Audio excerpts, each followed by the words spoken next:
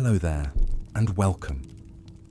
Before we begin our journey back in time to the icy depths of Victorian London's winters, I want to take a moment to greet you, wherever and whenever you may be. Whether it's the middle of a busy day and you're seeking a brief escape, or the quiet of night as you drift off to sleep, I'm glad you've chosen to spend this time with me.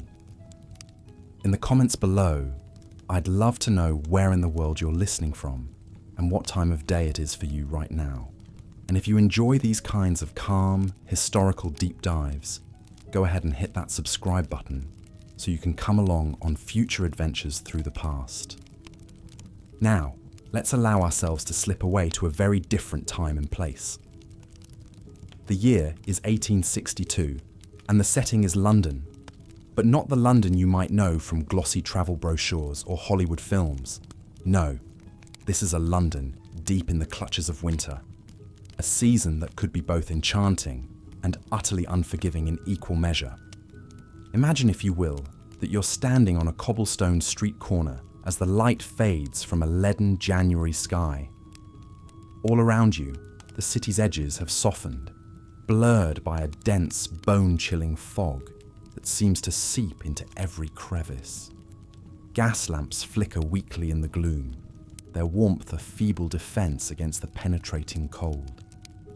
In the distance, the wail of a train whistle echoes mournfully, as if lamenting the bitter season that has settled over the great metropolis like a shroud. Pulling your woolen coat tighter, you set off down the street, your footsteps echoing hollowly off the icy stones. Ahead of you, hunched figures scurry past, their faces obscured by scarves and high collars, their breath pluming in the frigid air. It's a forbidding scene, one that hints at the hardships and perils that winter routinely inflicted upon the Victorian city's inhabitants, rich and poor alike. But the season held strange wonders too, glittering pleasures amidst the privation. Gingerbread stalls and frost fairs, skating parties on frozen ponds, the hush of new-fallen snow muffling the city's clamour. Even in the depths of winter, life went on in London, though it demanded a special kind of resilience from those who called it home. Over the next little while, as you nestle deeper into your pillow or let your mind wander from your daily cares, we'll explore the many facets of winter in Victorian London. From the depths of the Little Ice Age, to the delights of the last great Thames Frost Fair, from the plight of shivering street urchins to the frozen obsessions of the city's elite, we'll trace the season's icy tendrils as they wound through every strata of society. Along the way, we'll meet some of the remarkable characters who left their mark on this snowbound chapter of the city's history.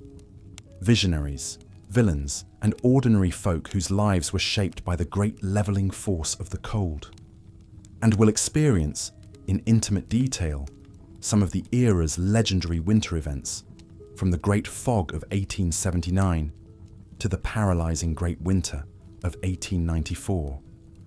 But before we fully immerse ourselves in that vanished world of toffee-nosed tobogganists and half-frozen hawkers, of icy spectacles and smoggy spectres, let's first set our historical stage. After all, the winters of Victorian London didn't exist in isolation, but were part of a much vaster meteorological drama that had been unfolding for centuries, a drama that would come to be known as the Little Ice Age. The Victorian era, which roughly spanned the reign of Queen Victoria from 1837 to 1901, coincided with the tail end of a centuries-long period of global cooling known as the Little Ice Age. This climatic anomaly, which reached its frosty nadir between 1550 and 1850, brought harsher, snowier winters to much of Europe and North America, along with a host of social and environmental consequences. In London, the effects of this icy epoch were felt most keenly in the winter months, when temperatures routinely plunged well below freezing, and the city found itself at the mercy of the elements. Newspaper archives from the time are riddled with accounts of especially brutal cold snaps, like the winter of 1813 to 1814, when the Thames froze solid for 2 months and Londoners held a raucous frost fair right on the ice. Or take the January of 1881, when a 3-day blizzard dumped over a foot of snow on the city, burying streets and bringing transportation to a standstill. The drifts grew so high against St. Paul's Cathedral that enterprising urchins charged visitors a fee to slide down them on borrowed tea trays. But even a regular Victorian winter was nothing to sneeze at. In an era before central heating and snowplows, even a moderate freeze could paralyse the city and cause immense hardship, especially for the poor. Coal soot from thousands of hearths mingled with the natural fog from the Thames, creating a noxious winter pea souper that stung eyes and turned white shirts grey. The cold seeped through the thin walls of tenements and the broken panes of rookeries, sending thousands of London's most vulnerable residents shivering to early graves.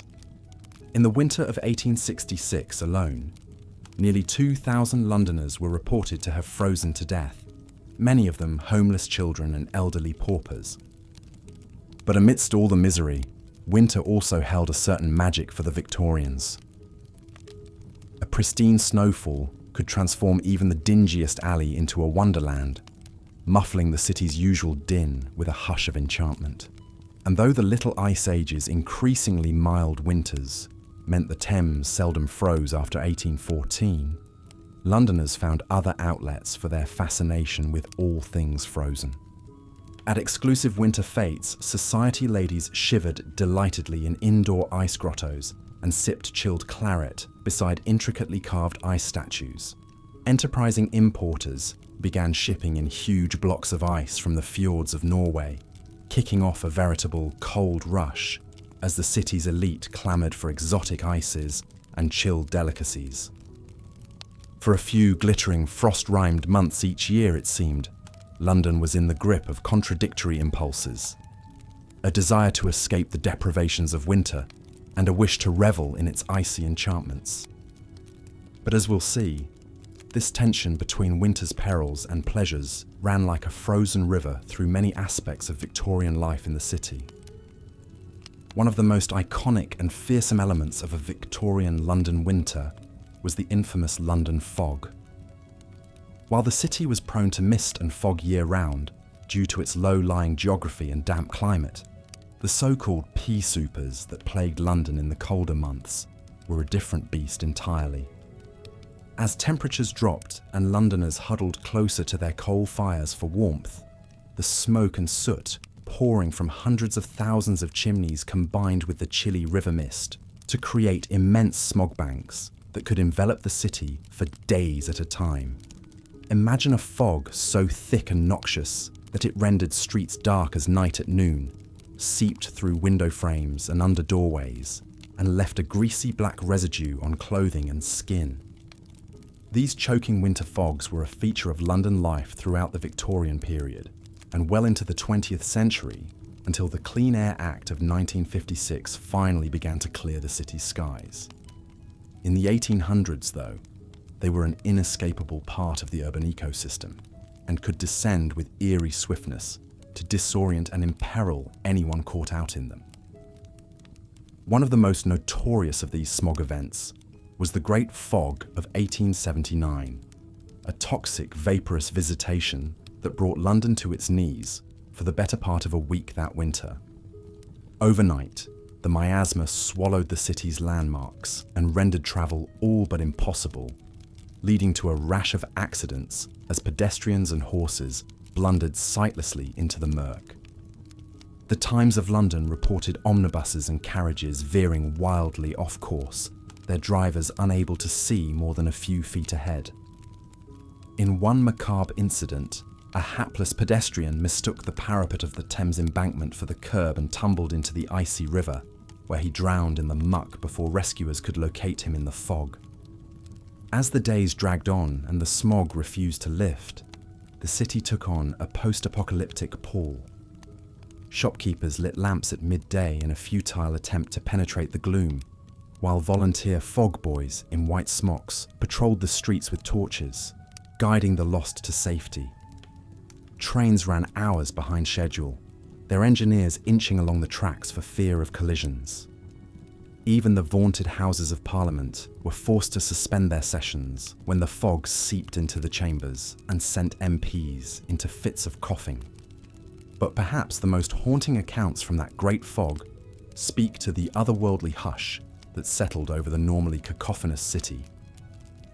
Witnesses described an eerie stillness, broken only by the occasional thud of a pedestrian colliding with a lamppost or the muffled cries of disoriented children. In that bleak, half-lit world, it was easy to believe the city had been erased from the earth entirely, leaving only a featureless void in its place. As one anonymous poet put it in the Illustrated London News, the London fog is a weird thing, a smoky yellow mouldy fiend. It chokes bus horses and makes men wheeze and plays at ghosts among the trees. Eventually, of course, the Great Fog of '79 did lift, along with the hundreds of other London particulars that shrouded the Victorian city in winter. But they left their spectral mark on the city's psyche and lore. Even today, a proper pea souper remains one of the defining images of historical London, a phantasmal presence seeping through countless novels, films, and Sherlock Holmes adaptations. In a strange way, the London fog became a perverse point of pride for Victorians, a homegrown hazard that set their city apart as it rose to unprecedented heights of global power and influence. If Paris was the city of light and Venice, the floating city, then London, for better or worse, was the city of fog, an imperial engine forever half concealed in its own hazy exhaust. But the pea soupers weren't the only way winter put its stamp on Victorian London. The season also brought with it a beloved pastime that seems almost unthinkable to modern sensibilities: the holding of great parties and commercial fairs right on the frozen surface of the River Thames. The so-called Thames Frost Fairs were a tradition dating back to at least the 15th century, when Londoners took advantage of the river's tendency to freeze over in particularly harsh winters. During the Little Ice Age, when the Thames turned to ice more frequently and reliably, the frost fairs grew into grand citywide celebrations that could last for weeks on end. For Londoners rich and poor, the frozen river became a glittering playground, a place to see and be seen, while partaking in all manner of chilly amusements. At their height in the 17th and 18th centuries, the fairs boasted a dizzying array of diversions, from ox roasts and beer stalls to puppet shows and nine-pin alleys. Enterprising printers even set up portable presses right on the ice, churning out keepsake tickets and poems for revellers to commemorate the occasion. One of the last and greatest of these frost fairs took place in the winter of 1813-14, during the same cold snap that saw Napoleon's army decimated in its retreat from Moscow. For 4 solid weeks, the Thames was transformed into a boisterous winter carnival, complete with a main thoroughfare dubbed the City Road that stretched all the way from London Bridge to Blackfriars. Among the many marvels on display at the 1814 fair was a parading elephant led across the river by its keeper, though no one is quite sure what became of the unfortunate pachyderm after the ice began to thaw. There were also donkey rides, sledding tracks, and even a few enterprising pickpockets who took advantage of the festive crowds to ply their trade. But the undisputed highlight of the fair was the drinking. Dozens of temporary fuddling tents and gin palaces sprang up on the ice, serving up steaming grog and chilled spirits to legions of thirsty patrons. It was said you could get so thoroughly soused at one of these frozen pubs that you might pass out on a bench and wake up days later, after the ice had melted, bobbing along on your erstwhile bar stool. Alas, the 1814 Thames Frost Fair would prove to be the river's last hurrah as a winter playground. As the Little Ice Age released its icy grip and London's climate moderated, the Thames froze over less and less frequently. At the same time, the city's breakneck growth and the increased river traffic brought by the Industrial Revolution made the idea of setting up shop on the ice seem increasingly quaint and impractical. By the time the Victorian era was in full swing, the frost fairs had receded into the realm of folklore, a gauzy memory of the time when winter could transform the very heart of the city into a fantastical frozen dreamscape. For the generations of Londoners who came of age without ever setting foot on the river's icy skin, the frost fair became a kind of wintry brigadoon, a magical realm that appeared once in a long-ago blue moon, only to vanish again into the mists of history. Still, the spirit of the frost fair lived on in other wintertime diversions that emerged to take its place. Victorian Londoners may not have been able to carouse on the Thames itself anymore, but they found plenty of other ways to turn the privations of the season into excuses for merriment and spectacle. At the fashionable ice skating rinks that began popping up in the city's parks and pleasure gardens, well-heeled Londoners showed off the latest in winter fashions and flirted over mugs of mulled wine. Christmas pantomimes and frost-themed balls brought a touch of winter whimsy to the city's stages and ballrooms, while Dickensian street hawkers peddled roasted chestnuts and hot spice cider on seemingly every corner. Even the era's defining Christmas traditions, from the sending of seasonal greeting cards to the popularity of holly and mistletoe decor, owed much to the Victorians' fondness for domesticating winter's wilder edges. In an age of soot and smog, crinolines and chilblains, the nostalgic ideal of a cosy, convivial winter became a kind of escapist balm, a way to keep the season's bleakest realities at bay. But for all their tinsel and wassail, the Victorians could never completely banish the spectres of winter past. The old frost fairs may have faded into legend, but their echoes still haunted the city's consciousness, reminding Londoners of a time when the season held both greater perils and stranger enchantments. In a way, the Thames itself served as a kind of icy Rubicon, a boundary between the city's pragmatic present and its more promiscuous past. On one side lay the sober, striving, smoke-belching London of the Victorian age, with its orphanages and ironworks, its railway terminals and tuberculosis wards.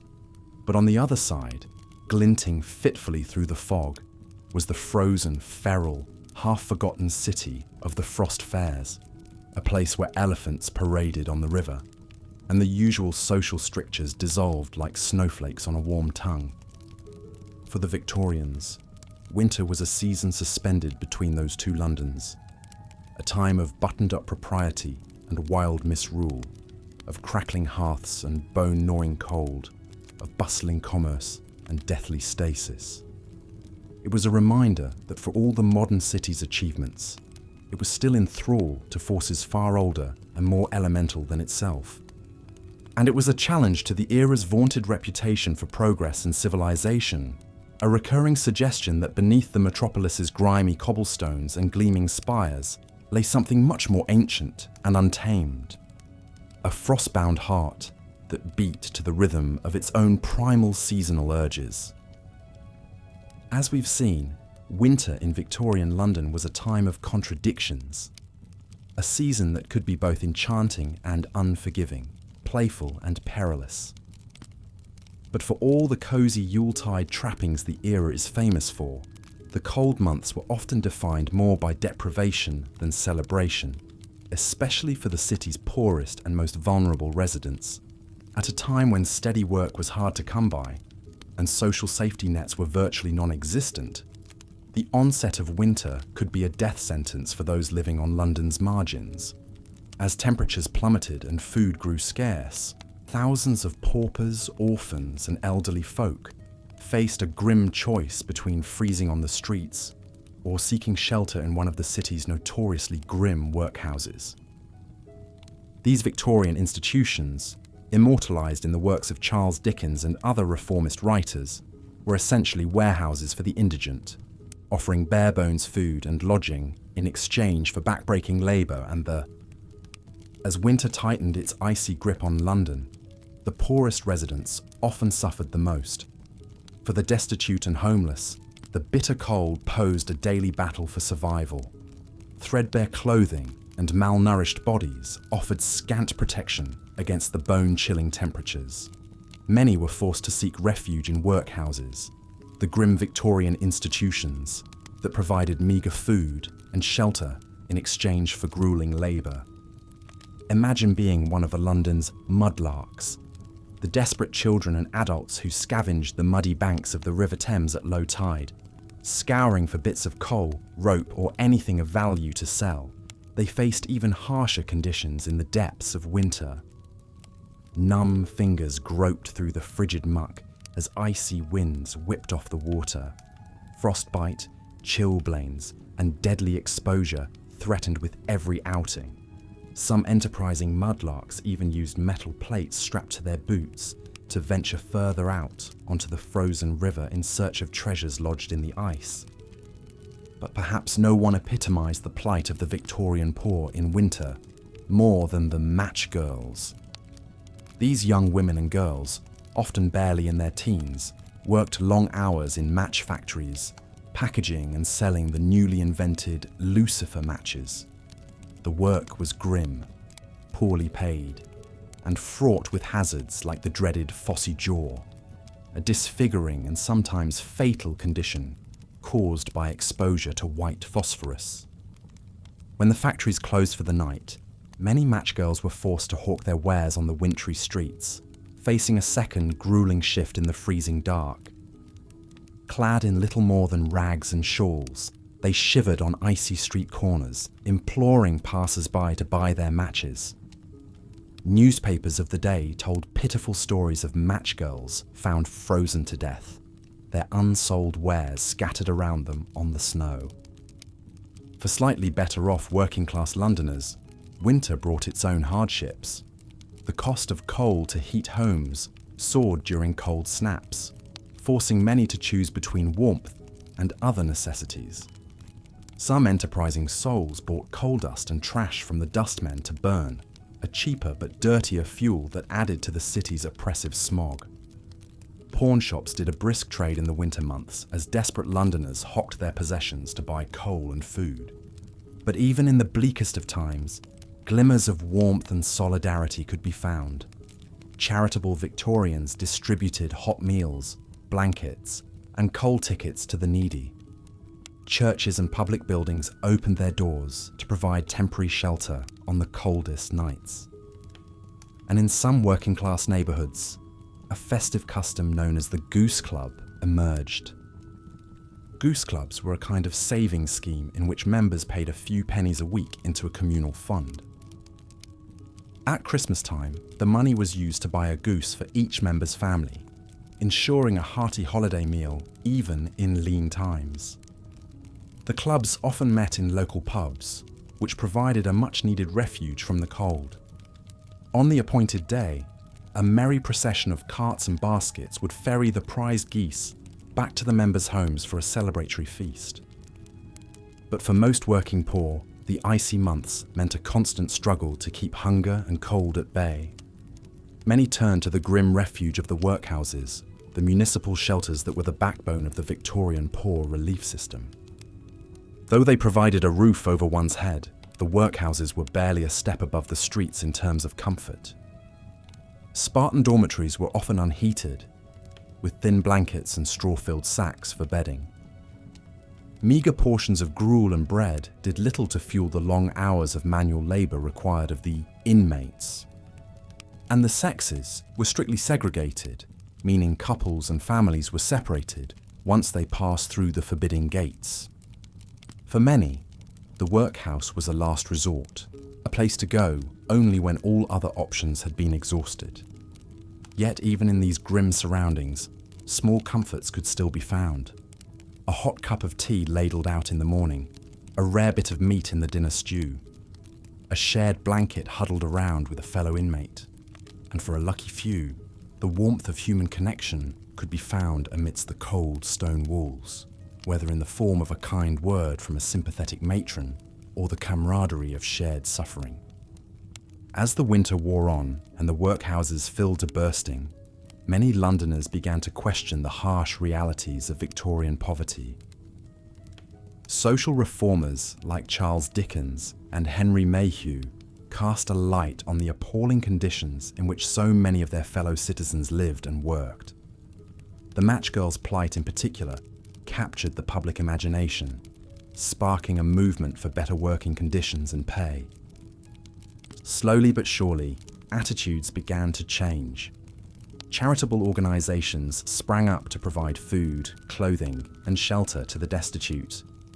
New laws were passed to regulate working hours and conditions in factories and workhouses, and a growing middle class began to see the alleviation of poverty as a moral imperative, not just a matter of public order. But change was slow in coming, and for many Victorians, the icy grip of winter poverty remained a brutal reality. Year after year, the cold descended on the city like a shroud, bringing with it a host of miseries for London's poorest residents. Yet even in the darkest of times, the spark of human resilience endured, fueled by small acts of kindness and solidarity amidst the frozen streets. As winter slowly loosened its grip and the first signs of spring appeared, Londoners looked to the thaw with a mix of relief and trepidation. For the poor, the arrival of warmer weather meant a respite from the daily battle against the cold, but it also brought new challenges. Seasonal work dried up, food prices rose, and the threat of disease loomed in the warming air. But for a brief moment, as the last of the snow melted away and the first green shoots appeared in the parks, the city seemed to breathe a collective sigh of relief. Children played in the mud, their cheeks ruddy with the promise of spring. Coats and scarves were shed, and faces turned hopefully towards the pale sun. In the grand houses of the West End, winter's end brought a flurry of social activity as the season began. Debutantes donned frothy gowns for their coming-out balls, and gentlemen sported daffodils in their buttonholes as they rode in the park. The ponderous wheels of society began to turn once more, spinning a glittering web of parties, dances, and intrigues. But for the poor, the arrival of spring was a more muted affair. In the slums and rookeries of the East End, the thaw revealed a winter's worth of accumulated filth and debris. Mudlarks and ragpickers plied their trade in the muck, hoping to eke out a few more pennies before the summer heat set in. Matchgirls and costermongers hawked their wares in the streets, their voices rising above the din of the awakening city. Slowly but surely, London shook off the last vestiges of winter's chill. In the parks and public gardens, hardy crocuses and snowdrops gave way to a riot of spring blooms. The great glass palaces of Kew Gardens and the Crystal Palace sparkled in the strengthening sun, their exotic plants a riot of colour and scent. And on the Thames, the first pleasure boats of the season chugged merrily down the river, their decks crowded with day trippers eager for a glimpse of the bustling metropolis. But even as the city thawed and life returned to its streets, the memory of winter's hardships lingered. For London's poor, the icy months had been a time of suffering and deprivation, a brutal reminder of the vast inequalities that divided the city. And for the wealthy and comfortable, the sight of shivering matchgirls and huddled paupers was a troubling spectre, a ghostly reminder of the human cost of their privileged existence. As the last of the snow melted away and the river mists dispersed, Londoners looked to the future with a mix of hope and uncertainty. The great social and economic forces that had shaped the Victorian era were still at work, churning beneath the surface of the city like the gears of a vast machine. But as the 19th century drew to a close, there was a sense that change was in the air, that the old ways of doing things were giving way to something new and uncharted. For now, though, the rhythms of life resumed their familiar patterns.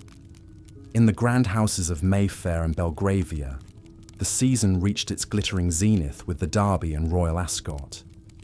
In the tenements and rookeries of the East End, the poor continued their daily struggle for survival, buoyed by small acts of kindness and solidarity. And in the halls of power, the great men of the age plotted and schemed, their ambitions and rivalries shaping the course of an empire. And so the city rolled on, a vast, teeming metropolis of smoke and stone, of wealth and squalor, of hope and despair. A city where the extremes of the human condition played out in every street and alleyway, where the boundaries between rich and poor, high and low, were etched in frost and soot. As the Victorian era drew to a close, London stood on the brink of a new century, a new age of promise and peril. But for now, the city basked in the warmth of spring. The icy grip of winter finally loosened. And in the streets and parks, in the grand houses and humble hovels, Londoners went about their lives, their faces turned towards the future, their hearts full of hope and fear, of sorrow and joy. As the icy grip of winter slowly loosened and spring's warmth began to return, Londoners cautiously emerged from their frost-bound hibernation. The great snowdrifts that had paralyzed the city for weeks gradually melted away, transforming into rivulets that flowed through the streets and sewers. Icicles dripped from eaves and awnings, their incessant patter a soothing lullaby heralding the change of seasons. But even as the frozen landscape thawed, the memories of that brutal winter lingered in the minds of all who had endured it. The grand snowball fight in Trafalgar Square, with its towering fortifications and mock battles, would be forever etched in London lore. Children would recall with glee the snow armies that had taken over the streets, waging friendly wars with snowballs and sleds. For the bands of icebound barges that had huddled together on the frozen canal, their camaraderie in the face of adversity would not soon be forgotten. The tale of the frost-bound flotilla, with its impromptu parties and shared rations, would be retold in dockside pubs and around hearths for years to come, a testament to the resilience and spirit of the city's working class. Even the wealthy West End would remember the winter of 1894 to 95 with a certain fondness. The lavish frost-themed balls, with their ice sculptures and shimmering decor, had been a glittering distraction from the biting cold outside. Ladies had swanned about in gowns of silver and white, while gentlemen cut dashing figures on the dance floor in their tailcoats and top hats. For a fleeting moment, the icy world beyond the ballroom doors had been forgotten, lost in a whirl of music and champagne. But as the last of the snow melted away and the great thaw began in earnest, Londoners couldn't help but breathe a sigh of relief. The perils and privations of winter were finally coming to an end. No more treacherous icy streets to navigate. No more frozen pipes and dwindling coal stores. The great London fog, which had seemed to choke the very life from the city during the dark winter months, began to dissipate, allowing the watery sunlight to filter through at last. In the poorer quarters, where the cold had bitten deepest, there was a palpable sense of reprieve. The destitute match girls and street urchins who had shivered in the frigid alleyways finally felt the sun's warmth on their wan faces. The workhouses and shelters, which had been bursting at the seams with the desperate and the dispossessed, began to empty out as the weather improved. Slowly but surely, the rhythms of normal life resumed. But even as London shook off the icy shackles of winter, the memories of that brutal season would never quite fade. They would live on in the frostbitten fingers of the elderly, in the tales told around the fireside, in the etchings and illustrations that captured the city in its frozen splendor. The winter of 1894 to 95 would pass into legend, a testament to the endurance and fortitude of the Victorian spirit. And so, as the first green shoots of spring pushed their way through the softening earth, Londoners stepped out into the pale sunshine with a newfound appreciation for the turning of the seasons. They had weathered the worst that winter could throw at them and emerged on the other side, battered but unbroken. The great metropolis had proven itself once again, a city that could endure any hardship, any trial, and still come up smiling. As the last of the ice melted away and the Thames once again flowed freely under its bridges, the people of London looked to the future with renewed hope. Spring had come at last, and with it the promise of brighter days ahead. The brutal winter of 1894 to 95 would forever be a part of the city's story, but it was a story of resilience, of fortitude, of the indomitable spirit that had made London the greatest city on earth. And so, as the seasons turned and the years passed, the memory of that brutal winter would fade into history, a distant echo of a time when the city had been held in the icy grip of a relentless foe. But for those who had lived through it, who had endured the freezing nights and the howling blizzards, the winter of 1894 to 95 would always be a part of them, a badge of honor, a testament to their own strength and resilience in the face of adversity.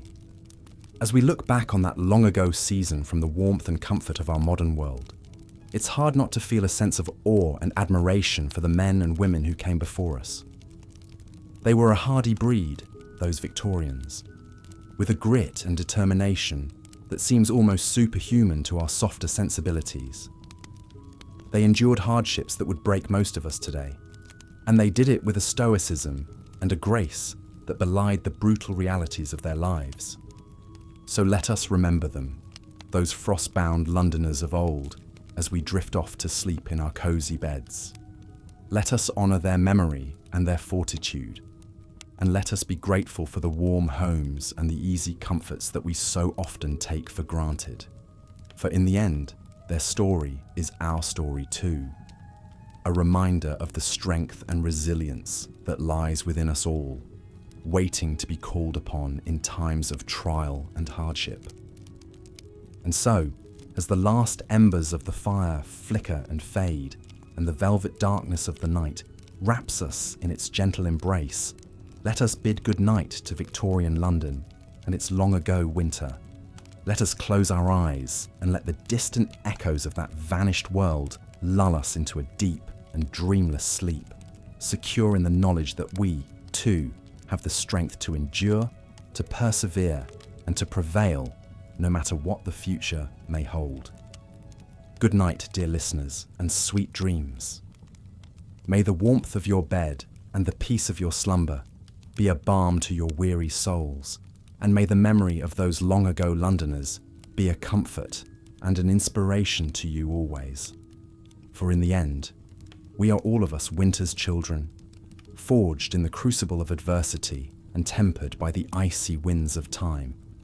And though the snow may fall and the fog may descend, we will always find a way to carry on, to hold fast to hope, and to emerge at last into the bright and shining dawn of a new day. As the weak winter sun sank below the smokestacks and spires, the icy grip of night tightened upon Victorian London. Gas lamps sputtered to life, casting pale halos in the gloom as a crust of frost crept across cobblestones and window panes. Bobbies on the beat burrowed deep into their capes and mufflers, their breath pluming in the frigid air. From the hoarfrost-dusted gardens of Mayfair to the snow-crusted slums of Whitechapel, the great metropolis battened down against the bitter cold. But this was no ordinary chill. For as the 19th century wore on, Londoners shivered under the deepening freeze of the Little Ice Age, a centuries-long cooling that brought some of the harshest winters in memory. The Thames froze hard as iron, allowing enterprising merchants to set up shops and pubs right on the ice. Blizzards buried the city in snowdrifts taller than a man, and an eerie phenomenon known as the London fog swathed all in a yellow-green miasma of freezing mist and coal smoke. Even in milder years, winter was a season of hazards and hardships, especially for the poor. Ragged street urchins risked frostbite and chilblains hawking matches and chestnuts. Labourers toiled in the bone-chilling damp of the docks and the dust-choked cold of the brickyards. And in the wretched squalor of the East End slums, entire families huddled in windowless rooms, burning scraps and furniture for a pitiful wisp of warmth. But for those with means, winter also brought its peculiar pleasures. The well-to-do promenaded in furs and velvets on the frozen Serpentine, leaving servants to build crackling bonfires on the bank. At the Crystal Palace, skaters in bright woolens twirled to the music of an orchestra on a rink made from 3 acres of artificial ice. And at frost fairs on the frozen Thames, Londoners gawked at jugglers and dancing bears, then stopped for a warming tot of gin served in a glass made of pure ice. Even the fashionable set had its winter novelties, from ostrich muffs to ermine-trimmed pelisses. In the 1850s, the plucky Lady Frances Harberton scandalised society by wearing bloomers to go ice skating.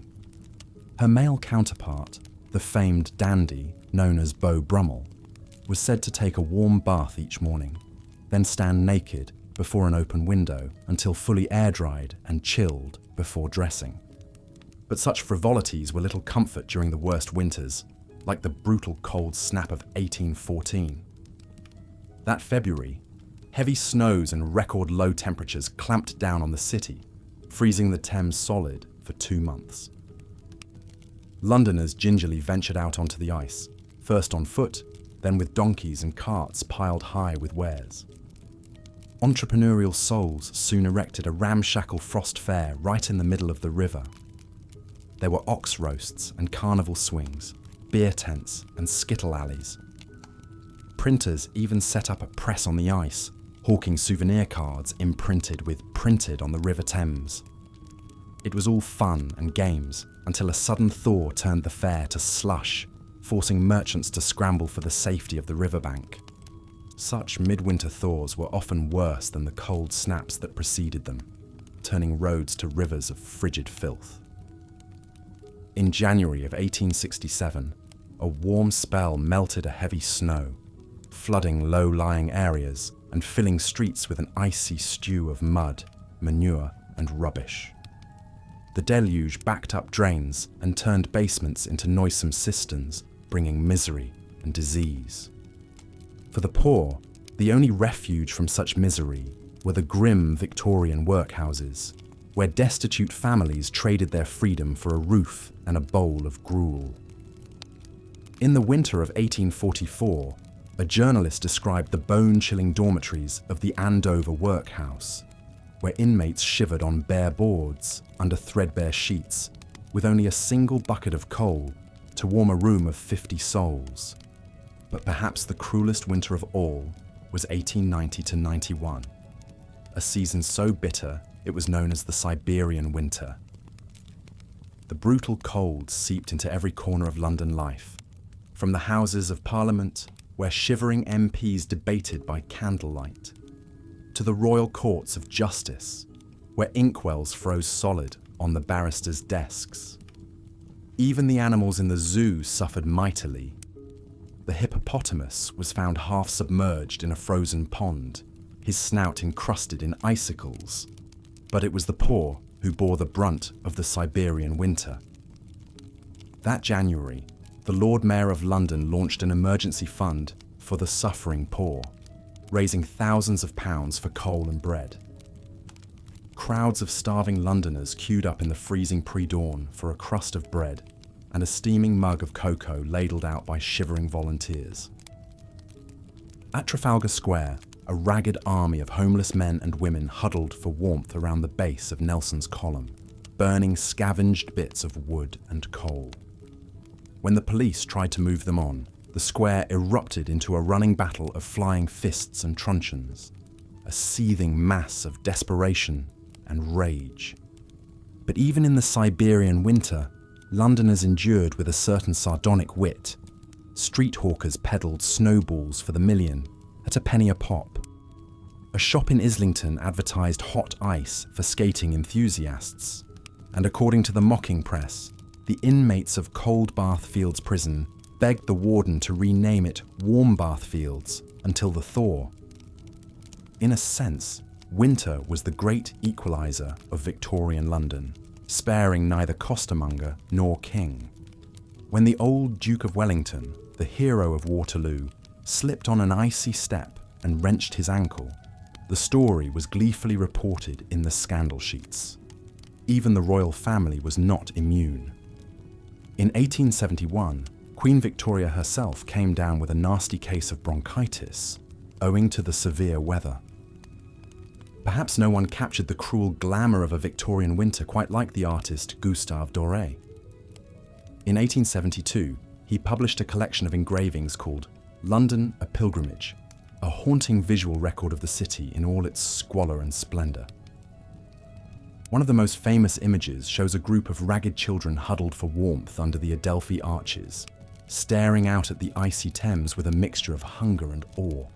For all its dangers and discomforts, there was something about a Victorian winter that stirred the soul. The writer Thomas de Quincey, who spent his share of nights shivering in the streets, put it best.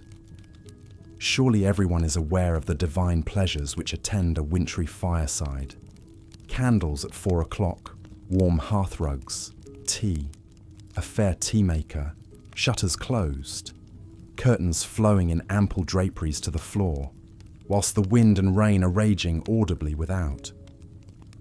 But as the 19th century drew to a close, the winters that had so defined Victorian London began to lose their sting. The Little Ice Age was slowly giving way to a warming trend, and advances in heating and transportation made the cold months more bearable.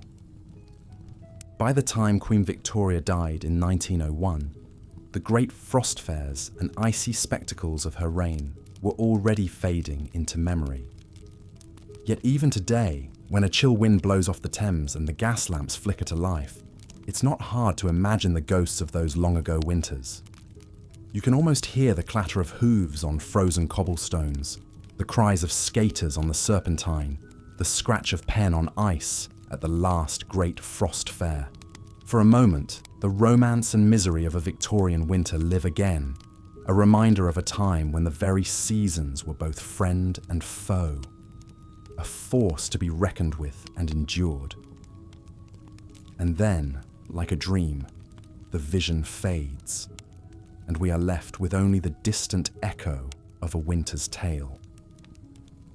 As the icy grip of winter slowly released its hold on London, and the Great Thaw of 1895 began, Londoners emerged from their homes to survey a city transformed. The once bustling streets were eerily quiet, muffled by the deep snow that had entombed the city for weeks on end. Icicles hung like crystal daggers from the eaves of houses and shops, their dripping a soothing melody as the sun's rays coaxed them to surrender their wintry grasp. For the poor and destitute, the thaw brought much-needed relief from the relentless cold that had seeped into their very bones. No longer would they have to huddle together for warmth in dank and crowded lodging houses or fight for a coveted spot near the workhouse fire. The ragged match girls could finally feel their fingers again as they struck their wares, their tiny flares of light and warmth a beacon of hope in the gloom. But even as the city began to shed its frozen mantle, the memories of that brutal winter lingered like a chill in the air. For those who had endured the great frost, it was a season that would never be forgotten. The tales of icebound barges and impromptu snowball fights would be passed down through generations, a testament to the resilience and spirit of the Victorian people in the face of nature's fury. As London slowly returned to life, the icicles melting away and the snow turning to muddy slush beneath the feet of its citizens, it was hard to imagine that just a short time ago, the city had been held in the icy grip of one of the worst winters on record. But the memories of that time would linger long after the last snowflake had melted away. For the wealthy and the privileged, the thaw brought a return to the glittering social whirl that marked the London season. The great houses of Mayfair and Belgravia would once again throw open their doors for lavish balls and soirees, their crystal chandeliers casting a warm glow on the fashionable throng below. But even amid the gaiety and the glamour, there was a palpable sense of relief that the worst of the winter was over. For the great ice magnates like Carlo Gatti, the thaw brought a bittersweet end to a season of booming business. The Norwegian ice that had been so coveted during the freeze would now languish in the holds of ships, slowly melting away as the weather turned warmer. But Gatti was already looking ahead to the next winter, plotting how he could expand his empire and bring the luxuries of ice to even more of London's elite. As the last of the frost fairs melted away and the Thames returned to its customary flow, Londoners could finally breathe a sigh of relief.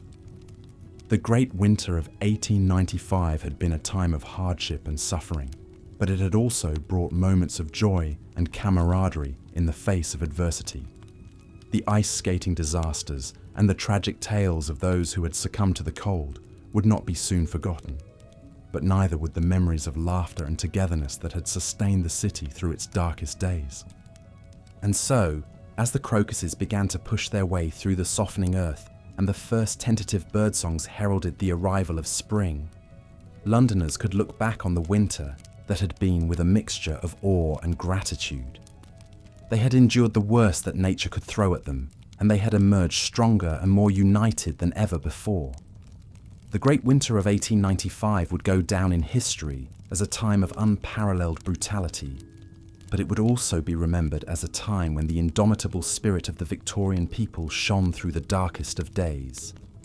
As the last of the snow melted away and the icy fingers of winter loosened their grip on the city, Londoners could finally look forward to the joys and the promises of spring. The Great Winter had been a test of their mettle, but it had also been a reminder of the strength and the resilience that lay at the very heart of the Victorian character. And as the city began to thaw, and the first green shoots of new life emerged from the barren ground, it was clear that no matter how brutal the winter, London would always endure. For generations to come, the stories of the Great Frost would be told and retold, passed down from parent to child, as a testament to the fortitude and the courage of those who had lived through it. The old would remember the hardships and the privations, while the young would marvel at the tales of ice-bound rivers and impromptu frost fairs. But for all who heard the stories, the message was clear, that even in the darkest and coldest of times, the human spirit could never be extinguished. As the last of the winter's chill faded away and the sun began to warm the streets of London once more, the city could look back on the season that had been with a sense of pride and accomplishment. They had endured the worst that nature could throw at them, and they had emerged victorious. The scars of the Great Frost would linger, but so too would the memories of the laughter, the camaraderie, and the unwavering spirit that had seen them through. And so, as the great thaw of 1895 gave way to the promise of a new spring, Londoners could finally put the brutal winter behind them and look forward to the joys and the challenges of the seasons to come. The ice had melted, but the memories would endure, a testament to the strength, the resilience, and the unbreakable spirit of the Victorian people. Years later, a gentleman in his dotage would pen his memoirs of that winter from the comfort of his warm study, his words painting a vivid picture of a time long past. "It was a season of unparalleled hardship," he wrote, "a time when the very heavens seemed to conspire against us. But it was also a time of great courage and fortitude, a time when the true character of our people shone through the bleakest of circumstances. We endured, as we always have, and as we always will. For that is the true strength of the British people, a strength that no winter, no matter how brutal, can ever hope to conquer."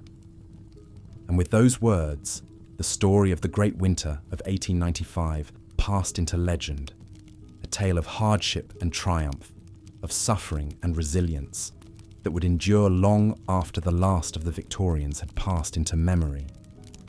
It was a story that would remind generations to come of the indomitable spirit that had built an empire, a spirit that could weather any storm and emerge stronger and more united than ever before. As the old man laid down his pen and gazed out at the blooming gardens beyond his window, he knew that the winter of '95 would never be forgotten. It would live on in the tales told by the fireside, in the faded photographs and the yellowed news clippings that chronicled a season of unparalleled brutality. But more than that, it would live on in the hearts and the minds of all those who had endured it, a testament to the strength, the courage, and the unwavering spirit of a people who had stared down the worst that nature could throw at them and emerged victorious. And so, as the last of the Victorians passed into history and a new century dawned, the story of the Great Winter endured, a reminder of a time when the very heart of a nation had been tested and emerged stronger than ever before.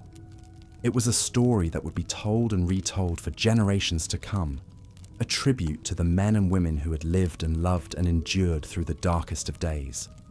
And though the winter of 1895 had long since passed into memory, its legacy would endure, a shining beacon of hope and resilience in a world that would always be filled with challenges and trials.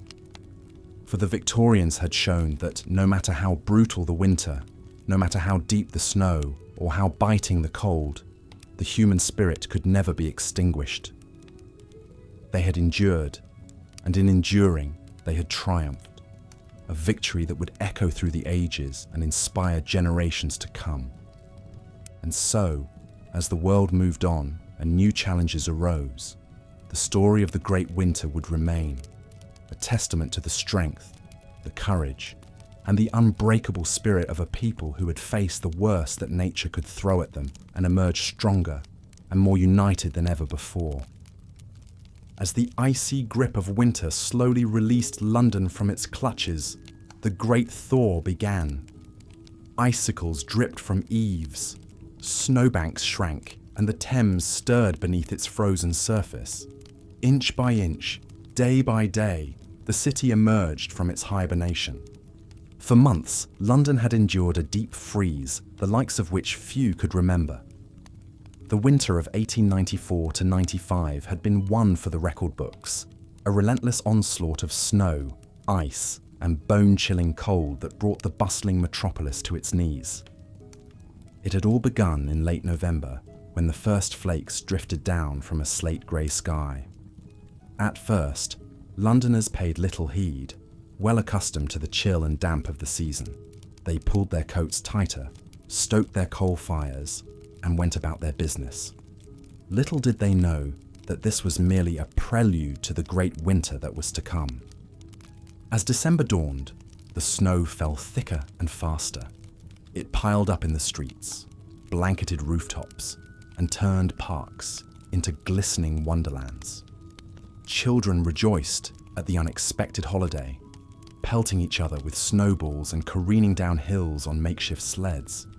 But for the adults, the snow was a mounting problem. It snarled traffic, collapsed roofs, and made even the simplest errands a miserable slog. The cold only deepened as the solstice approached. Temperatures plummeted to depths rarely seen in the temperate climes of southern England. The mercury shrank into its bulb. Thermometers recorded lows not witnessed in decades. London's great river began to freeze, a rare sight in the age of industry and cinder. At first only a skim of ice appeared, delicate and lacy, tracing the shore. But as the days marched on and the cold intensified, the freeze thickened and spread. The Thames became a solid sheet from bank to bank, its normal traffic of ferries and barges locked in place. It was as if the very lifeblood of the city had frozen in its veins. Such a deep freeze hadn't been seen since the last of the great frost fairs more than 80 years prior.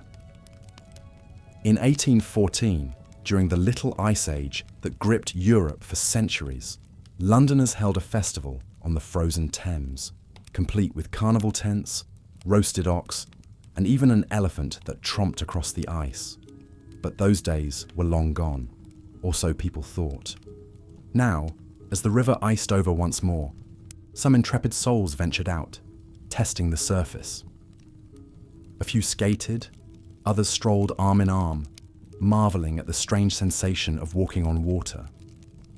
Enterprising vendors even set up stalls, hawking meat pies, roasted chestnuts, and hot gin. For a moment, it seemed the glory days of the frost fairs might live again. But this was no pleasure garden. The ice, while thick, was not the smooth expanse of yore. It buckled and cracked, a treacherous landscape riven with fissures. The foolhardy who ventured too far risked plunging into the frigid depths. Even on solid ground, danger lurked. Londoners slipped on slick cobblestones, broke bones on icy stairs, and suffered the nip of frostbite if they lingered outside too long. As brutal as it was for all, the poor suffered most. While the wealthy retreated to the warmth of their drawing rooms with blazing hearths and heavy rugs, London's underclass shivered in garrets and huddled in doorways. Coal was dear and wood scarce in the city. The destitute resorted to burning rubbish, old shoes, anything to ward off the killing cold. In the East End slums, entire families crowded into a single bed for warmth, fighting for every scrap of threadbare blanket. Ragged children haunted the streets, their bare feet wrapped in scraps of burlap, their pinched faces blue with cold as they begged for coppers or combed icy gutters for bits of cinder to sell. For these poorest of the poor, winter wasn't just an inconvenience, it was a fight for survival. Even those with a roof over their heads and a fire in the grate struggled mightily. The bitter cold found every chink and gap, sending icy fingers through warped window panes and under ill-fitting doors. Pipes froze, leaving entire buildings without water. Washerwomen's hands cracked and bled as they plunged them into icy tubs. Ink froze in wells, milk froze in pails, and bread seemed to turn to stone on the sideboard. The cold even shaped fashion. The shivering masses swaddled themselves in layers of wool and flannel, topping it all with heavy greatcoats, fur-lined cloaks, and stout boots. Ladies donned gloves to hide chilblain-reddened hands and buried their faces in thick mufflers. Gentlemen sported beaver hats, woolen mufflers, and high-collared coats. Even the dandies of Piccadilly resigned themselves to sensible attire in the face of the freeze. But it wasn't just the plummeting mercury that made Victorian winters so brutal. It was the fog. London was infamous for its pea soupers, those dense, greasy fogs that blanketed the city in a yellow miasma. Fed by millions of coal fires, the noxious haze was worst in winter as households stoked their grates for warmth. On a still day, the smoky fog would settle over the city like a poisonous quilt, obscuring landmarks, muffling sounds, and seeping into lungs. In the dampness and cold, it clung to everything, leaving a film of greasy soot on windows, walls, and skin. Throat-searing and eye-watering, it transformed the city into an eerie, shifting labyrinth where even familiar streets seemed alien and treacherous. Worst was the Great Fog of 1879, a choking, sulphurous pall that enveloped London for days. It was a fog so thick, so impenetrable, that it brought the city to a virtual standstill. Trains ground to a halt, unable to see signals through the murk. Boat traffic on the Thames ceased for fear of collisions. Hansom cabs crawled through the streets, their drivers holding torches to light the way, the glow swallowed up by the gloom. Crime flourished in the fog-shrouded city. Pickpockets and cut purses plied their trade with impunity, melting into the mist when pursued. There were reports of daring burglaries, of criminals using the fog as a cover to scale walls and force shutters. Even murder seemed to lurk in the vaporous shadows. It's no wonder that a few years later, the menacing London fog would become the perfect cover for Jack the Ripper's grisly crimes in Whitechapel. But despite the cold, the damp, and the dark, life went on. Londoners faced winter with a certain stoicism, a grit and perseverance forged over centuries of harsh climes. They pulled on an extra sweater, huddled a bit closer around the hearth, and carried on with the business of living. There were even some who found joy in the bleakness of winter. Children delighted in the rare treat of a snowball fight, or a frosted window pane to trace pictures upon. Sweethearts strolled arm in arm, cheeks pinked by the cold, breaths mingling in the frosty air. And on those rare occasions when the fog lifted and the sun shone, the city sparkled like a diamond under a sheen of ice. For the well-to-do, winter brought its own delights. The fashionable set flocked to the frozen ponds of Hyde Park to show off their skating prowess, gliding and pirouetting in the latest winter fashions. Exclusive balls and soirees featured ice sculptures, frost-themed decorations, and chilled champagne. A new craze for Norwegian ice, imported at great expense, saw elaborate ice desserts become the talk of high society. One enterprising Italian immigrant, Carlo Gatti, even built an empire on ice. He imported great blocks of the purest frozen water from the Norwegian fjords, storing it in deep cellars insulated with straw. From this chilly treasure trove, he supplied London's elite with ice for their drinks, their sorbets, and their elegant table displays. It was a luxurious taste of winter in the heart of the city. But such pleasures were fleeting, and for most, winter remained a trial to be endured. The icy months seemed to stretch on interminably, each day a battle against the cold, the damp, and the dark. It seeped into bones. It settled into souls. It tested the limits of human fortitude. And yet, London endured, as it always had, through the long winters of the Little Ice Age. Through the icy grip of the Victorian era, the city and its people persevered. They adapted, they innovated, they found small comforts and simple joys to light the darkest days. And when at last the thaw came, as it always did, it was like a great exhalation. The ice cracked and groaned, the snow melted into rivulets, and the fog slowly dissipated. Londoners emerged blinking into the wan spring sunlight, pale and hollow-cheeked, but alive. They had weathered another winter, and the city stirred back to life around them. In the end, perhaps that was the greatest lesson of a Victorian London winter, the indomitable resilience of the human spirit. In the face of bitter cold, biting hunger, and ceaseless dark, Londoners endured. They survived, and when spring came, they picked themselves up, dusted off the soot, and carried on, a little wiser, a little warier, but unbroken. It's a lesson we could all learn from, we who face our own winters, both literal and metaphorical.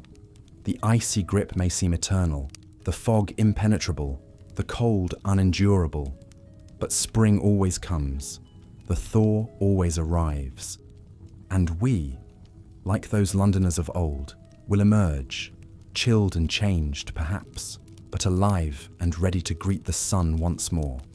The bitter cold reached deep into the bones of all who ventured out, seeping through threadbare shawls and worn woolen coats, numbing fingers and toes. For London's poor, winter brought a special dread, a season of gnawing hunger, aching joints, and struggling to keep scant coal fires lit against the creeping chill.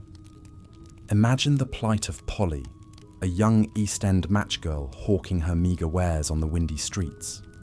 With numb, cracked hands, she holds out the little matchboxes, pleading with the distracted passers-by, her voice nearly lost in the freezing gusts. Like many of the city's poorest, she had little choice but to keep working through the harshest conditions, knowing that an empty stomach and a night on the frozen cobbles awaited her otherwise. For those with nowhere else to turn, the grim spectre of the workhouse loomed. These Spartan Victorian institutions offered the barest necessities in exchange for back-breaking labour, but in the depths of winter, even their thin gruel and rough blankets were preferable to the certain death of the streets. The frigid dormitories would swell with the city's destitute, a huddled mass grateful for even these meagre comforts against the biting cold. Yet even as the poor shivered, London's wealthy found ways to relish the novelties of deep winter. With the coming of the cold, the city's pleasure gardens and parks transformed into glittering wonderlands, crowded with skaters in bright scarves and mittens. Lavish balls and parties took on a frost-touched theme, with shimmering icicle decorations and powdered snow-white wigs, the height of fashionable seasonality. Most coveted of all were the exotic ices and gelatos of Carlo Gatti, an enterprising Swiss-Italian immigrant who had built a burgeoning refreshment empire. Gatti pioneered the importation of ice from the frozen fjords of Norway, hauled in great shipborne blocks to be stored in deep cellars near the Thames. His newfangled penny-lick ices, served in little glass cups, became a sensation among trend-hungry Londoners. Gatti's ingenuity would launch an international trade in ice, a cold rush that saw increasing tons of hard-frozen water hauled across oceans to satisfy the cravings of a sweltering public. Soon, carts laden with ice blocks trundling from the docks became a common sight in the warmer months, turning mere frozen water into a booming business. For a few pence, even the lowliest Londoner could now enjoy a little taste of midwinter in the midst of summer. But no amount of frozen fancies could fully temper the effects of a true deep freeze. The winter of 1894 brought with it a Siberian blast that plunged London into a glacial torpor for weeks on end. Thick snow muffled the city, accumulating in feet-high drifts that made roads nigh impassable. The Thames flowed sluggishly under a dense layer of ice, its surface an impromptu walkway for daring pedestrians. With coal deliveries halted by the weather, the poor suffered bitterly as their scant fuel ran low. Desperate families burned whatever they could get their hands on, choking the East End with the acrid smoke of furniture and floorboards. Even the workhouses strained under the influx of those seeking escape from the killing cold. Overburdened charities and settlement houses did what they could to alleviate the worst of the season's privations. Shelters opened their doors day and night, offering what warmth and nourishment their scant resources could muster. Kindly societies sprang up to distribute coal, clothing, and the occasional piping hot meal to the most desperate. Slowly but surely, the spring thaw arrived to loose winter's icy grip on the metropolis. Londoners greeted the first green buds and mild breezes with profound relief, shedding their heavy woolen outer layers and breathing deep the fresh, new air. The city emerged from its glacial chrysalis, a bit worse for the wear, but indomitable as ever. Yet for many, winter left an indelible mark, etching its hardships into memory and legend. In the years to come, old-timers would regale younger generations with tales of the deep snows and great freezes of bygone days, their stories taking on an air of survivor's pride. Novels and poems paid tribute to the icy times, rendering in vivid verse the exquisite beauties and piercing deprivations of a city gripped by frost. Even today, a walk through London's Victorian-era districts seems to echo with winter's spectral chill. The narrow alleys and fog-wreathed squares still whisper of rag-bundled matchgirls, street urchins huddled over guttering coals, and the clinking of skates on frozen park ponds under wan grey skies. For those with an ear for history, the legacy of those unforgiving winters lives on, a testament to the resilience and suffering of the thousands who endured them. So when the cold winds blow and the night grows long, spare a thought for those Londoners of old who came before, to whom winter was a fickle and unforgiving mistress. Wrap yourself snug in your warm modern comforts, but remember too the hard-learned lessons of the Victorian freeze, of charity and fellowship, of finding joy in the bitter teeth of adversity. And give quiet thanks that the cruelest of winter's bite has, for most, become a thing of bygone days. As the icy grip of winter slowly loosened and spring returned once more to Victorian London, it was a time of both relief and reflection for the city's inhabitants. The great winter of 1894 to 95 had been one of the harshest in living memory, a relentless onslaught of deep snows, bitter winds, and bone-chilling cold that had paralysed the metropolis for weeks on end. But Londoners, in their indomitable spirit, had not only endured, but found small joys and moments of connection amidst the frozen hardships.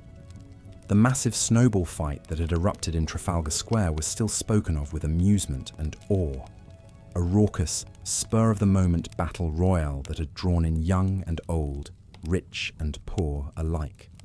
For a brief, shining moment, the oppressive social barriers of Victorian society had melted away as readily as the snow beneath their feet.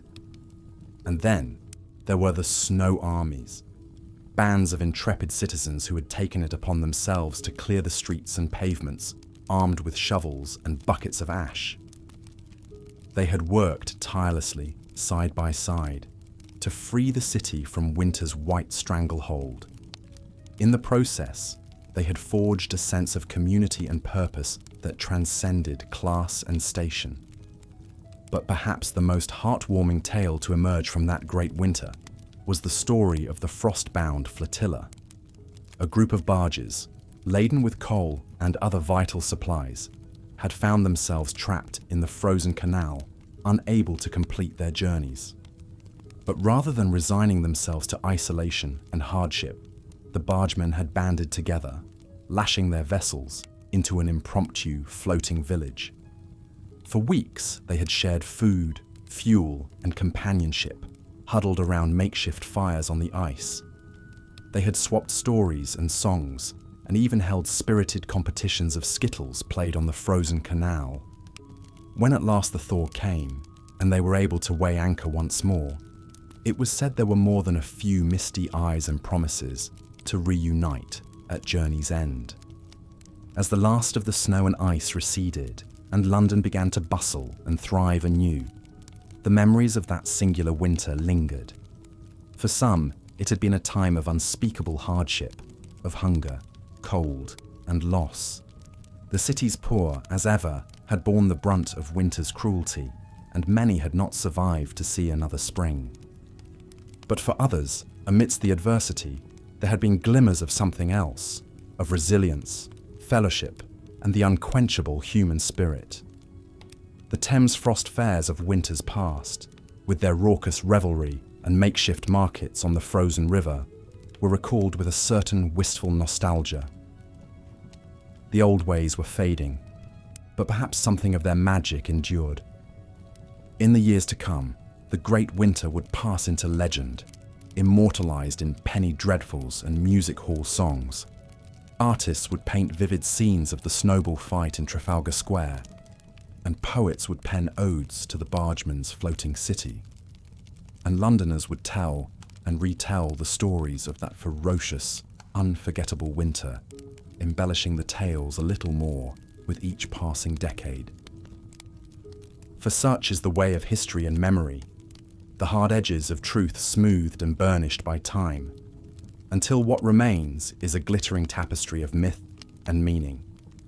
And so it was with the winter tales of Victorian London, a reminder that even in the darkest and coldest of times, there is always light and warmth to be found in the unbreakable bonds of our shared humanity.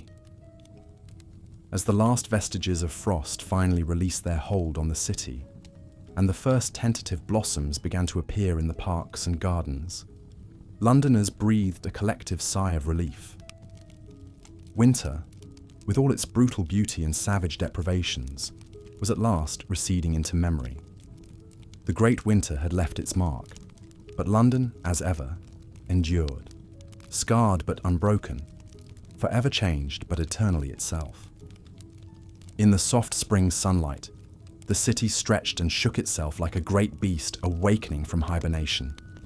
The clatter of hooves and wheels on cobblestones resumed its familiar rhythm, and the cries of costermongers and newsboys once again filled the air. London was coming back to life, shedding the shroud of winter like an old skin. But even as the days grew longer and warmer, and the hardships of the great winter faded into the past, the lessons it had taught were not soon forgotten. For those who had lived through it, that brutal, unforgiving season had been a crucible, a test of endurance, compassion, and the unbreakable human spirit. Some would carry the scars of that winter for the rest of their lives.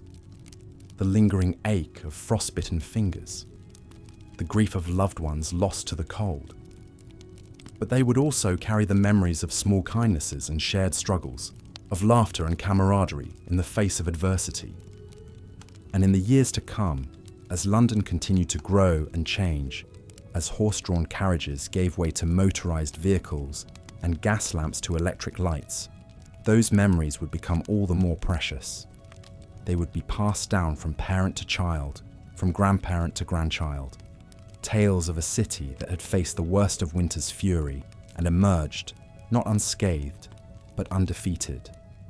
For that, perhaps, was the true legacy of the Great Winter. Not the hardships endured or the losses suffered, but the resilience and unity it had forged. In the face of an implacable foe, Londoners had come together, across the lines of class and station, to help and sustain one another. They had proven that the bonds of community and compassion were stronger than the coldest winter's grasp. And so, as spring's gentle touch returned to the city, bringing with it the promise of renewal and rebirth, Londoners faced the future with a new sense of strength and purpose. They had weathered the worst of winter's wrath and emerged tempered and transformed. Come what may, they knew that they could endure, that the spirit of their great city was as indomitable as it was eternal. The Great Winter of 1894 to 95 would never be forgotten, but neither would it define them.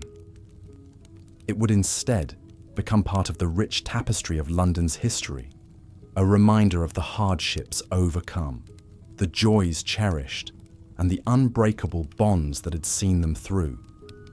And as the city bloomed and thrived anew, its people would carry that legacy with them, a beacon of hope and resilience to light the way through whatever trials lay ahead. As the harsh winter of 1894 finally released its icy grip on London, the great metropolis slowly stirred back to life. Sooty snow melted into grimy puddles, revealing the cobblestones underneath. The frozen Thames groaned and crackled, as if protesting the end of its reign as a glittering pleasure ground. Londoners shed their heavy woolen layers and felt the first hints of spring sunshine on their pale, pinched faces. But even as the city thawed, the memories of that brutal winter lingered. It had been a season of extremes, testing the endurance of rich and poor alike. The fashionable set had enjoyed lavish frost-themed balls, their breath clouding as they twirled under glittering chandeliers in unheated ballrooms. Less fortunate Londoners had huddled in workhouses and flophouses, their meagre coal rations barely warding off the deadly chill. For many, the greatest trial had been the great fog that descended in late November.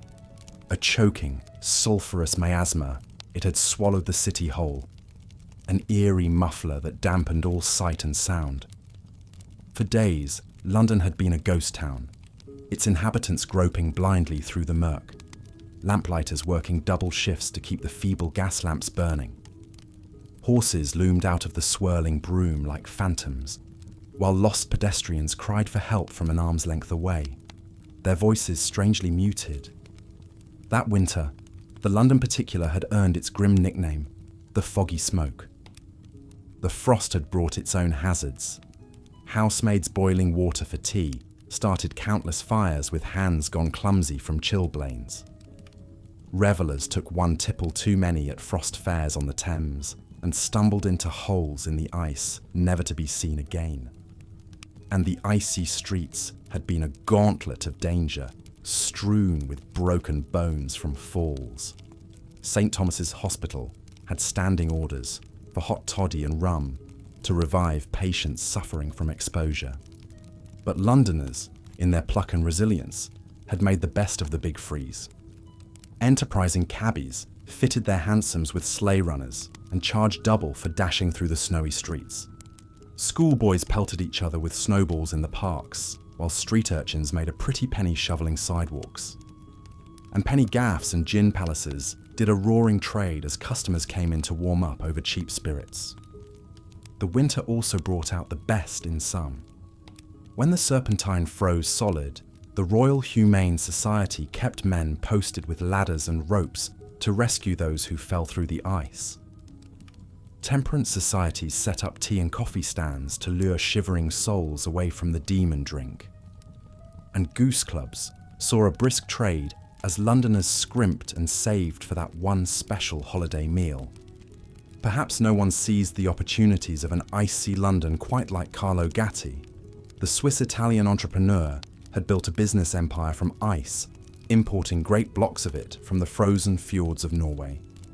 Through his ingenious ice wells and penny licks, he introduced the city to the joys of gelato and sorbet, previously an indulgence of the wealthy. That winter, as the Thames froze over and deliveries halted, Gatti's became the place to see and be seen as socialites flocked there for ices and gossip. Gatti was just one face in a kaleidoscope of characters who made their mark that unforgettable winter. Hairbreadth escapes from the ice were a penny dreadful staple, like the misadventure of Lieutenant Withers, who survived a plunge into the gelid Thames only to die of brandy overconsumption during his rescue party. Then there was Mad Wyndham, the gentleman skater of Hyde Park, whose habit of gliding past horrified onlookers in the altogether earned him a rap on the knuckles from the constabulary. For the poor, though, the icy months were a grim battle for survival.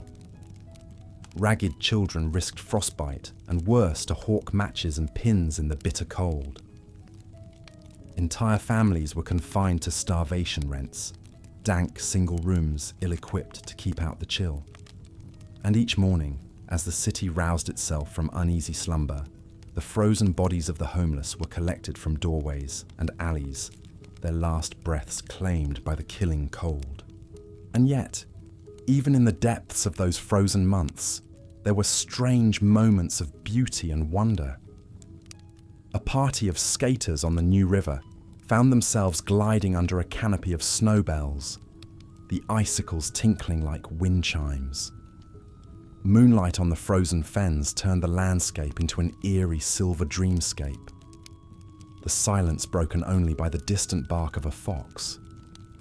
And at the height of the great fog, St. Paul's Cathedral had loomed out of the swirling mist like a fairy castle, its dome and spires frosted with ghostly white. As another winter drew to a close, Londoners looked to the future with a mix of relief and nostalgia. The old frost fairs, with their rowdy revelry and bustling commerce, were already fading into legend, unlikely to be seen again as the climate shifted.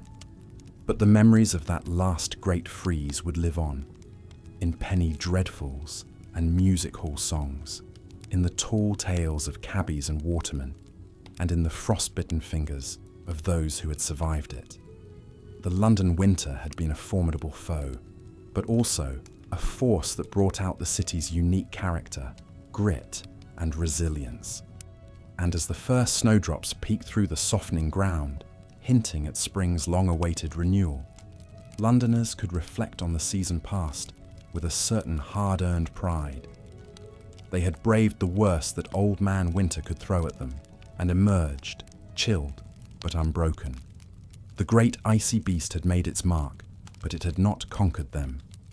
Life, in all its messy, exuberant glory, would go on, warmed by the hope that spring's eternal, even in the bleakest of winters.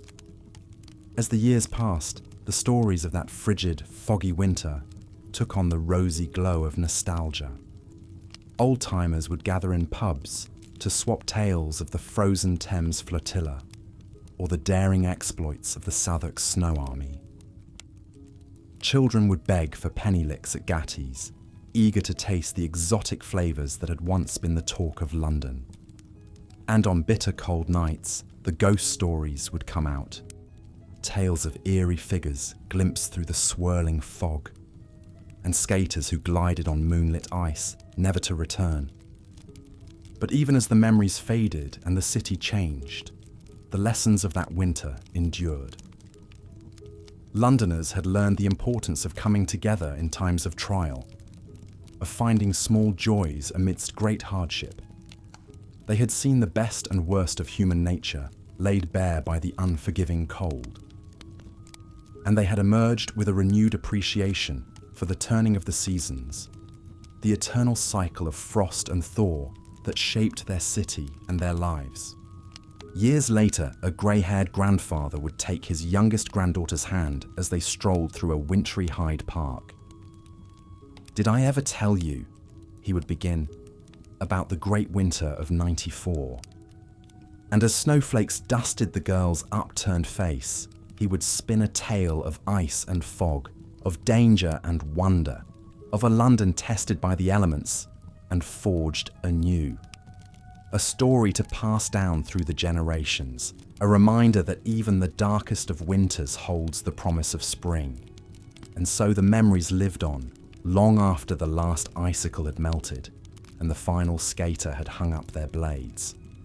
For in the hearts and minds of Londoners, the great winter would never truly end, a permanent reminder of their city's unbreakable spirit, as timeless and enduring as the Thames itself. The city was swathed in an eerie hush, the only sound the crunching of fresh snow underfoot and the distant clop of a hansom cab. Shopkeepers hurried to shutter their frosted windows, while lamplighters raced to ignite the sputtering gaslights, their fitful glow soon swallowed by the gathering dark. Warmth and cheer beckoned from within the snug pub on the corner, its windows ruddy with firelight.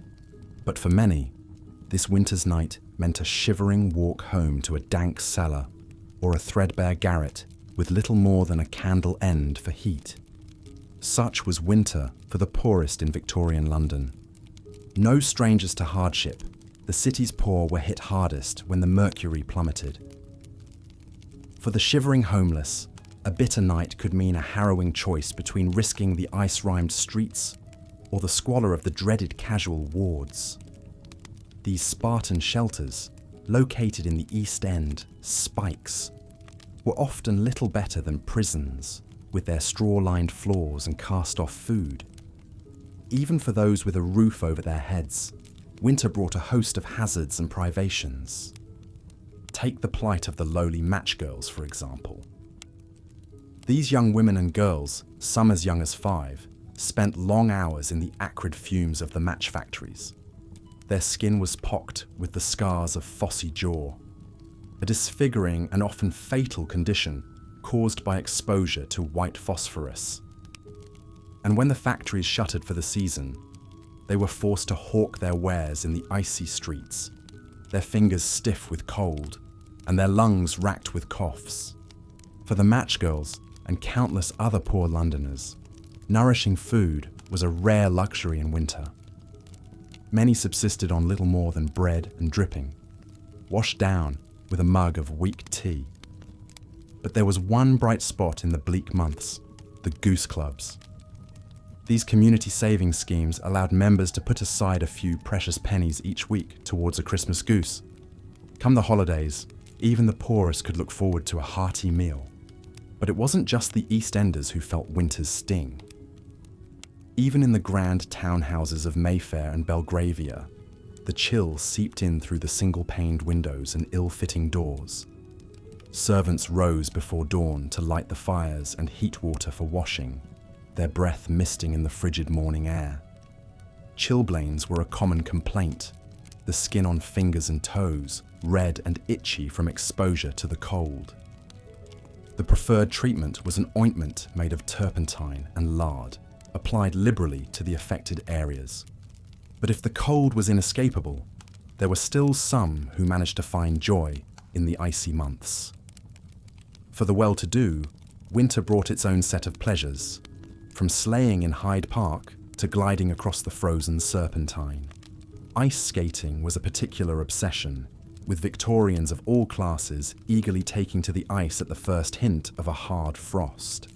Satirical cartoons of the time depict gentlemen in top hats and ladies in crinolines wobbling on their skates, while street urchins darted nimbly between them. One memorable winter day in 1867, the ice skating craze reached its tragic peak. The ornamental lake in London's Regent's Park had frozen over, and hundreds of skaters flocked to its mirror-like surface.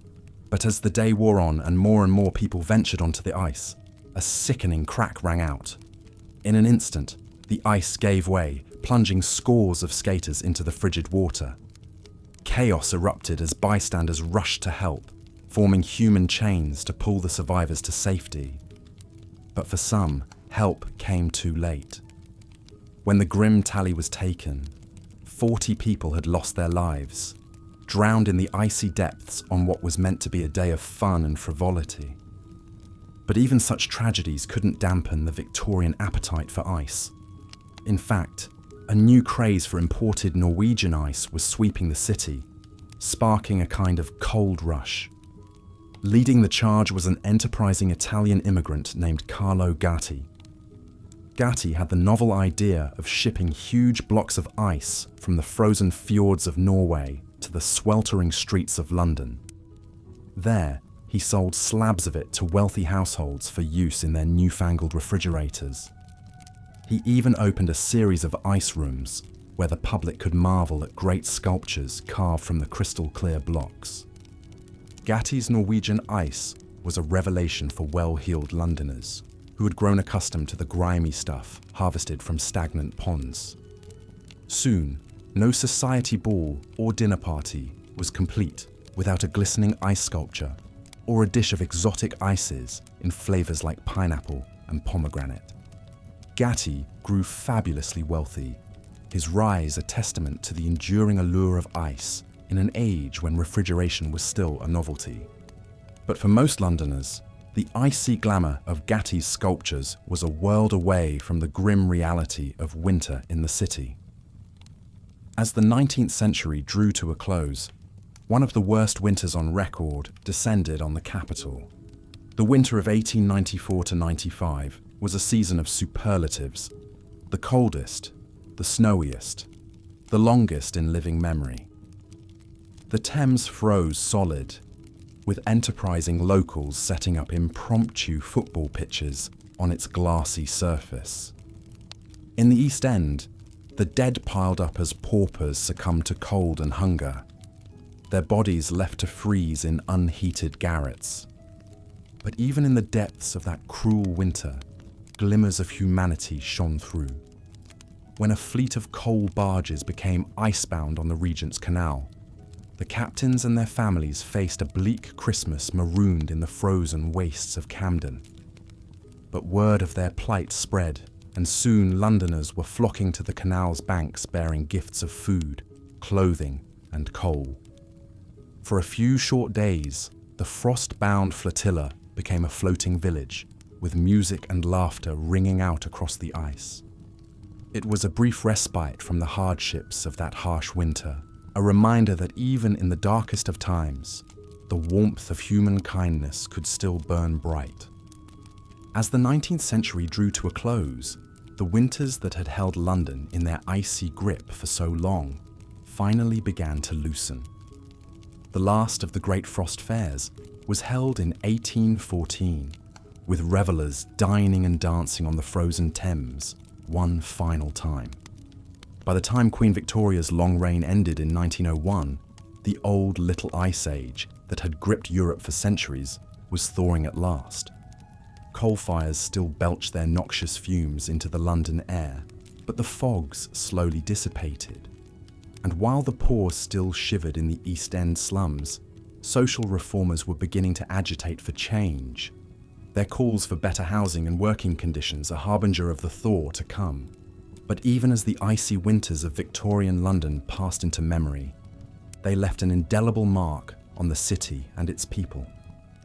In the icebound lanes of Dickens' novels, in the frosty tableau of holiday cards, in the flickering magic lantern shows that delighted children, the image of a city in the grip of winter endured. For generations of Londoners, the perils and strange pleasures of those snowbound months were woven into the very fabric of the city, a reminder of the resilience and tenacity of a people who had weathered the worst that winter could bring. And as the last of the gas lamps guttered out and the city slowly thawed into spring, that unquenchable spirit burned on, a flame that even the coldest of winters could never extinguish.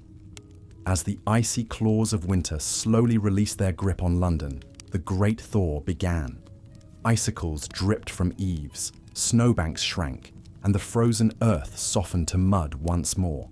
For months, the city had been held in thrall by the cruelest of seasons, tested by its relentless cold and shrouded in its impenetrable fogs. But as always, London had endured. The memory of those harsh winter days would linger long after the last snowflake melted. They would be immortalized in the pages of novels like Dickens' A Christmas Carol, where the ghost of Jacob Marley clanked his chains against a backdrop of swirling London snow. They would be captured in the frosty works of artists like James McNeill Whistler, who found strange beauty in the city's icebound austerity. And they would be forever etched in the minds of those who lived through them, a badge of fortitude against the elements. For Queen Victoria herself, the winter of 1894 to 95 had been an especially trying one. The 75-year-old monarch was already in a period of deep mourning, having lost her beloved grandson and heir Prince Albert Victor to influenza just a few years prior. Now, she found herself trapped by snow at her Isle of Wight residence of Osborne House, unable to return to London for weeks on end. It's said that the Queen took to the Osborne grounds in her pony chaise each day, stubbornly defying the drifts and determined to maintain her royal routine. But while the Crown shivered in stately seclusion, London's working poor faced a far bleaker reality. In the slums of the East End, entire families huddled together for warmth in dank, unheated rooms, pooling their meagre pennies for a scuttle of precious coal. Frostbite and hypothermia were rampant, claiming the lives of those too weak or ill-equipped to withstand the chill. For these unfortunate souls, winter was a merciless foe, its icy fingers reaching into the very marrow of their bones. Yet even in the depths of deprivation, glimmers of humanity could still be found. Newspapers of the day tell of how the Thames riverbank at Rotherhithe became a temporary haven for the homeless that frigid February. Denied other lodgings, dozens of ragged men and women tunneled into the snowbanks along the shoreline, carving out cramped but life-saving shelters. For a brief time, this frozen shantytown was a city unto itself, its denizens united by the primal need to survive. Such desperation was all too common in those years when Jack Frost held sway. But there were also rare moments of shared joy and wonder to be snatched from winter's jaws. One such marvel occurred on the Regent's Canal in early 1895. The waterway had frozen solid, creating an impromptu highway for carts, wagons, and adventurous souls on skates. But the greatest spectacle was a caravan of stranded barges, locked together by the ice and transformed into a floating frost fair. For days, Londoners flocked to this accidental attraction, marvelling at the sight of the brightly painted narrowboats marooned mid-canal. The barge families made the most of their predicament, hosting visitors in their cramped cabins and selling hot chestnuts and cocoa to the crowds. It was a brief respite from the season's privations, a flash of merriment in the face of adversity. Such is the strange duality of a London winter, where moments of bone-chilling misery often contrasted with flashes of beauty and fortitude. It's this contrast that still fascinates us today, drawing us back to those bygone times of ice and grit. We imagine ourselves there on some cobblestone street, collars upturned against the chill, watching our breath cloud the air as we hurry through the great grey metropolis. In those moments, the Victorian winter feels almost tangible, a phantom presence that reaches out to us across the ages. Perhaps that's the enduring power of a London snowfall. It's a reminder of our resilience against the elements, our ability to find strength, beauty, and even joy in the bleakest of times. The ice may form, the fog may descend, but the great city perseveres, then as now. It's a legacy that was forged in the crucible of those unforgiving winters, a testament to the unbreakable spirit of the Londoners who came before. So the next time you find yourself shivering against the cold, spare a thought for those Victorian ancestors. Remember how they laughed and loved and endured in the face of winter's wrath. And know that their memory lives on in every frosted window and every icicle, a timeless tribute to the city they built and the season they so bravely weathered. The London winter may be brutal, but the London spirit is unbreakable, an eternal flame that no amount of ice can extinguish. And with that, we draw our frosty tale to a close. The snow may continue to fall, and the wind may continue to howl, but inside, we are warmed by the knowledge of those who came before. So let us bid good night to the ghosts of winters past, secure in the promise that spring will come again. And as we drift off to sleep, let us dream of London, in all its icy splendour and unvanquished glory. Sweet dreams, dear listener, and stay warm until the morning light returns. As the icebound barges of the frostbound flotilla slowly melted free with the thaw, Londoners bid farewell to the bitter winter of 1895 and looked forward to spring's renewal. The great winter had tested the city's endurance with its deep snows and frigid temperatures. But as always, London had persevered. For generations, Victorian Londoners had faced the perils and peculiarities of their brutal winters with a mix of grit, creativity, and even a certain kind of joy. They had skated on the Thames during the great frost fairs, fought epic snowball battles in Trafalgar Square, and gone on Arctic expeditions right in their own backyard. They made sport of Jack Frost, even as they shivered in his icy grip. But there was no denying the hardships that winter brought, especially for London's poor and vulnerable. The elderly man found frozen to death on a park bench, the shivering match girl in her threadbare shawl, the huddled masses queuing outside the workhouse, desperate for a meal and a warm place to sleep. For them, winter was a season to be endured, not enjoyed. As the 19th century drew to a close, Londoners could look back on an era of winter wonders and winter horrors. The Little Ice Age had made their winters a time of both extraordinary beauty and extraordinary suffering. The last of the great Thames frost fairs was already a distant memory, never to be repeated as the climate slowly warmed. But the legends of those frozen festivities would endure. In the end, perhaps what defined the Victorian winter was the city's resilience in the face of its icy ordeals. Year after year, London met the worst that winter could throw at it and carried on, scarred but unbroken.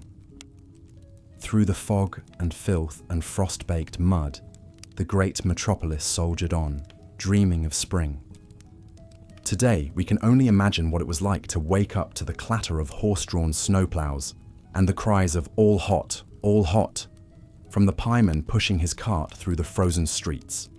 We can only try to picture the wonder on a child's face as she takes her first gliding steps on the ice at Regent's Park, or the despair of a homeless man huddled against a snowbank, hoping to survive another night. But thanks to the letters, diaries, and newspaper accounts left behind, we can catch glimpses of London's winters long ago, in all their bleak beauty and hard-won glory. And as we snuggle down in our warm beds, we can spare a thought for the generations of Londoners who came before us, who endured the unendurable and left their chilly legacy for us to marvel at today.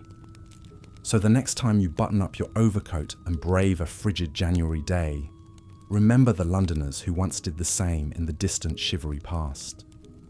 And maybe, just maybe, you'll find yourself feeling a touch of kinship with your Victorian ancestors, linked across time by the simple human struggle to make it through to spring. And with that, our icy journey through London's past has come to an end. If you enjoyed this frosty foray into history, be sure to like this video and subscribe to our channel. We'll be here all winter, telling tales to warm your heart, even as the snow falls softly outside your window. Until next time, bundle up, stay cozy, and sweet dreams from all of us here at Boring History. Good night.